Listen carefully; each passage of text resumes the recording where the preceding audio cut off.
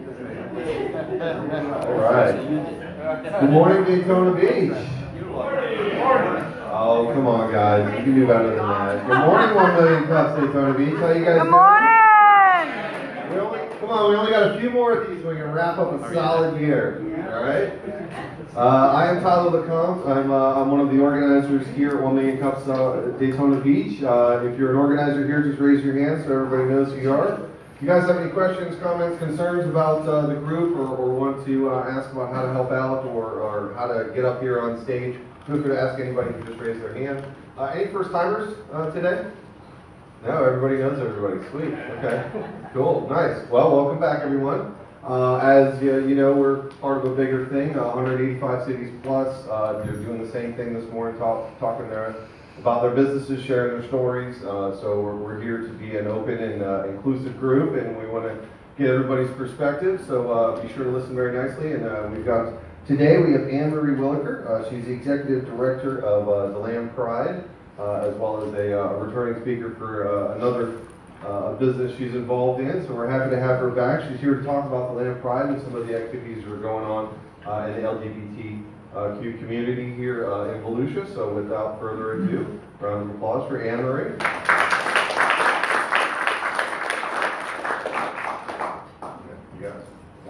All right. Thank you very much. Thank you guys for having me this morning. Again, my name is Anne-Marie Williker. I am the president of Support Volusia and the executive director for Deland Pride. Trying to figure out how to juggle all of these. Use the other microphone. Does that work for everything? Yeah. Can everyone hear me? I can yell loud enough. There we go. All right. So like I said, I'm the president of Support Volusia and the executive director for Deland Pride. Since the beginning of this year, Deland Pride has operated under the umbrella of Support Volusia. Support Volusia is a local 501c3 nonprofit corporation. And our aim is to unite creative forces around us to bring about positive change in our community. Deland Pride is the advocacy and outreach program of Support Volusia, and we are serving the LGBTQ communities and their allies. And Deland Pride is completely run by volunteer staff. Little history of Deland Pride. Deland Pride started in June of 2016. It was founded by Danny Robertson in response to the Pulse shooting in Orlando, which claimed 49 lives. She was inspired by her son, who came out as gay as a teenager, and he lost 2 friends during the Pulse shooting. When Deland Pride first began, it was a Facebook group for people to meet up, and we held 2 annual events that year. We held a flag hanging in downtown Deland, and then we held a block party in the fall. In May of 2017, there was a lot of people within the community that were reaching out. They wanted a little bit. They wanted more. They wanted regular events. They wanted a little bit more community interaction. So we formed a group called the Deland Pride Network. That was a group of community members that came together to try to make more regular community events, meetups, socials, things like that. And our first event that the Deland Pride Network organized was the 1-year anniversary of Deland Pride in June of 2017. And we did that with our traditional flag hanging in June, which many of the downtown businesses participate in. And then we also held a month-long celebration honoring members or the people lost at Pulse, and also celebrating 1-year anniversary of this community that came together in Deland. In January 2018, the organizers of the network officially took over operations of Deland Pride as a whole, and it was at that time that we rolled Deland Pride into the umbrella of Support Volusia. Since that time, we've developed a new mission, or new mission statement, and also 6 core beliefs. Our mission statement is to attract LGBTQ members and their allies to our community by nourishing professional and personal relationships and providing an active and positive force in the Deland community and beyond. Our 6 core values: courage, because we believe social change requires us to stand up for what we believe in. Hope, because we believe equality is possible.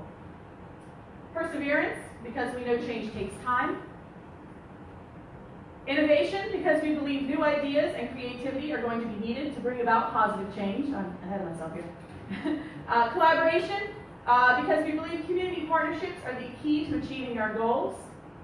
And inclusivity, because we feel that all people should be valued, respected, and have the same opportunities regardless of our differences. So what is it that Deland Pride does? Holding true to our beginnings, we still hold our 2 original annual events. Starting in June, which is National Pride Month, we hold events all month long. The flag hanging being the first one of the month we do. The first year that we hung flags in downtown Deland, we had 17 businesses that participated. This past June, we had 72 businesses that participated. Oh, wow. So that is something that has grown exponentially over the years. And our goal for next year is 150 in Deland and surrounding areas. We do a Pulse Remembrance, and then of course our Pride Anniversary.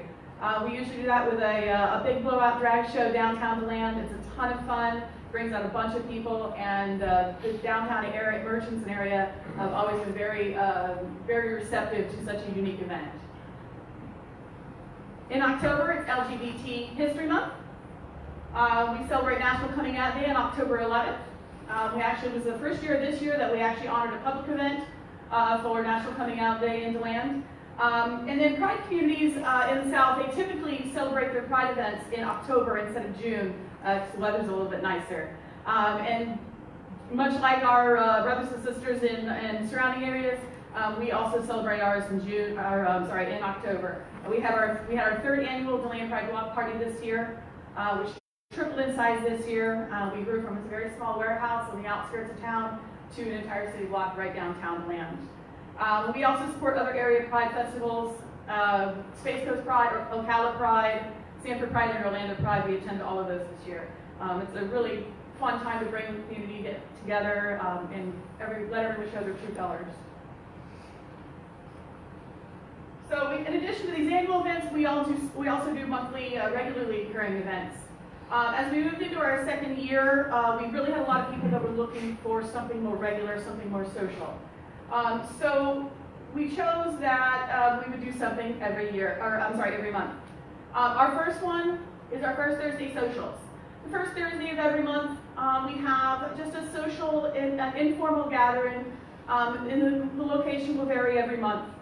New for 2019, we're actually going to start bringing in local presenters, local community members that have any LGBT-related services or programs to kind of just meet the team, meet the group, much like what we're doing here, but a little bit more informal. And then also new for 2019, we're going to be doing the first Thursday of each quarter, actually over here on the east side of the county, because we have a number of members from East Volusia that have a difficulty getting to our events every month in Deland. So the first Thursday of each quarter, we'll actually be holding events here on the east side of the county. Our other monthly event that we do is our Pride Nights. These are typically held the 3rd Saturday of every month. The date does change every once in a while, depending on the things that are going on in Deland. If anyone's been to Deland recently, you know that there's something going on just about every weekend. So sometimes we move things around. It also depends on the time of the year. For instance, this month we actually are combining our first Thursday and our Saturday Pride Night, just because with the holidays and everything, there's so much going on already in the 3rd week of December. No one else needs one more thing. So these events are, they have anything from bingo to drag shows. We do movie nights. Many of our events have a community outreach focus. We do not a toy drive, we do a school supply drive in July. Last month we did a food drive, and actually this month we're doing a toy drive. So many of our events have that community outreach focus to them. And that brings me to community outreach. We've really been growing our outreach this year, not only to kind of the community as a whole, but to the LGBT community. The first program that we started this year was our information and referral program. When we asked our members what they considered a common challenge, many of them expressed issues finding quality care that was inclusive and understanding of their lifestyle. So our information referral program helps us to connect our community with inclusive medical and legal professionals in our area. We have our lending library. Our lending library contains LGBTQ works of fiction and nonfiction, many that are very difficult to source from a traditional lending institution. And moving forward with our lending library, we're actually beginning to work with our local library system to help them make their collections more inclusive. Shop local with pride. So our business members they support us in many different ways, both financial and with in-kind donations. So our Shop Local with Pride business directory is a way for our members to be able to go on to our website and find out who in our community is already supporting our mission and their lifestyle.